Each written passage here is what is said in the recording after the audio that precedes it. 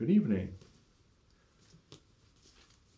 Tonight's storybook is Dinosaurs and All That Rubbish by Michael Foreman.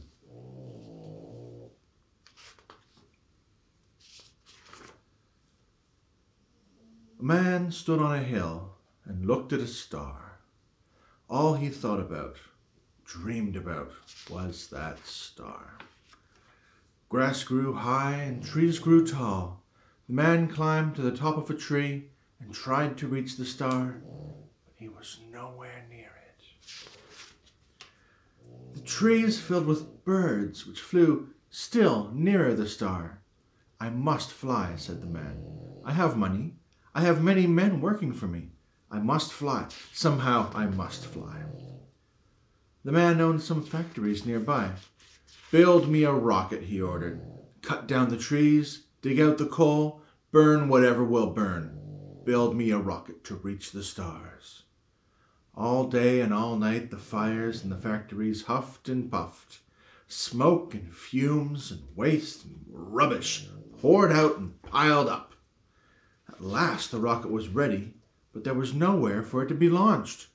Everywhere was piled high with heaps of waste from the factories. The man took his rocket to the top of a heap and set off for the star. When he landed on the star, the man looked about him. There was nothing to see.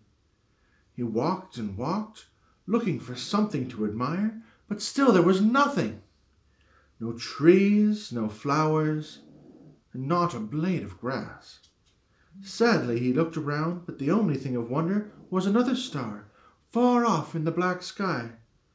"I will go to that star," said the man, and away he went again in his rocket.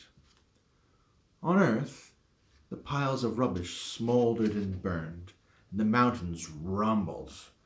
Far below the surface, the heat disturbed the sleep of the dinosaurs, who had lain hidden away for hundreds of years.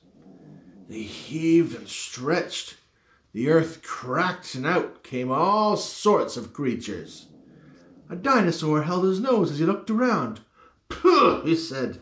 "There's nothing on this planet but mess. If we're going to live here, we'll have to get busy." Some of the dinosaurs burned rubbish in volcanoes. Dancing dinosaurs broke up the roads. As the rubbish was cleared, green shoots appeared, bursting through cracks and climbing over old forgotten walls. Telegraph poles and iron pylons vanished beneath trailing blossoms, and a fresh new forest of flowers and trees spread like a smile across the world.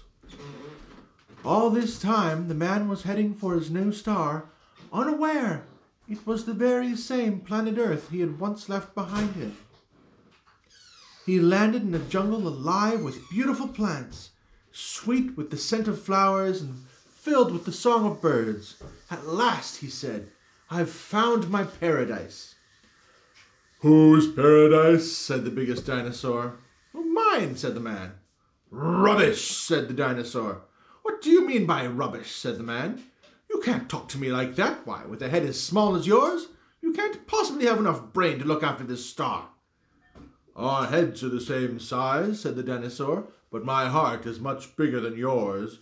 If you had been ruled by your heart instead of your head, you would not have destroyed this paradise before."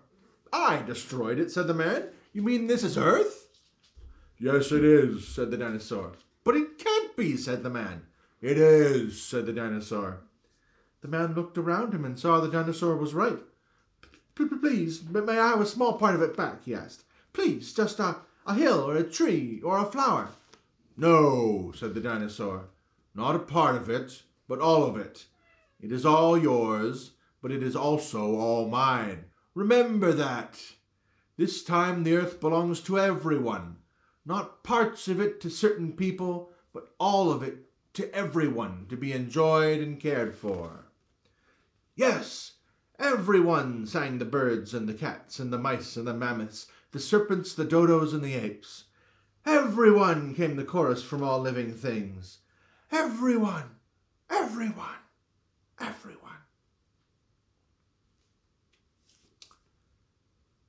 Thanks for joining me.